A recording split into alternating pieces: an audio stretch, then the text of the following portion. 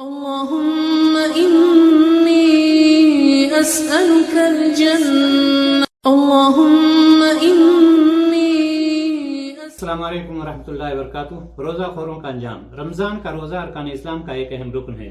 اگر کوئی اس کی فرضیت کا انکار کر دے تو وہ کافر ہو جائے گا، اور اگر کوئی سستی و کاہلی سے صرف روزہ نہیں رکھتا تو وہ گناہ کبیرہ کا مرتکب گردانا جائے گا اور وہ سخت عذاب کا مستحق ہوگا۔ کچھ لوگوں کو دیکھا جاتا ہے اللہ سے خوف نہ کھاتے ہوئے رمضان کے دنوں میں اعلانیہ کھاتے پیتے رہتے ہیں۔ آپ صلی اللہ علیہ وسلم نے فرمایا، میری امت کا ہر فرد معاف کر دیا جائے گا سوائے ان لوگوں کے جو اعلانیہ گناہ کرتے ہیں۔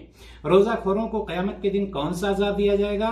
حضرت ابو امامہ باہلی رضی اللہ تعالیٰ عنہ کی ایک لمبی حدیث میں ہے کہ آپ صلی اللہ علیہ وسلم نے فرمایا، میں سو رہا تھا، مجھے دو آدمیوں نے پہاڑ پر ایک ایسی جگہ پر پہنچایا جہاں لوگ الٹے لٹکائے ہوئے تھے، ان کے جبڑے پھٹے ہوئے تھے اور ان سے خون بہ رہا تھا۔ میں نے پوچھا یہ کون لوگ ہیں؟ تو کہا گیا یہ وہ لوگ ہیں جو رمضان میں دن میں کھاتے پیتے رہتے تھے، اس لیے ان لوگوں کو ڈرنا چاہیے جو رمضان میں دن میں کھاتے پیتے رہتے ہیں۔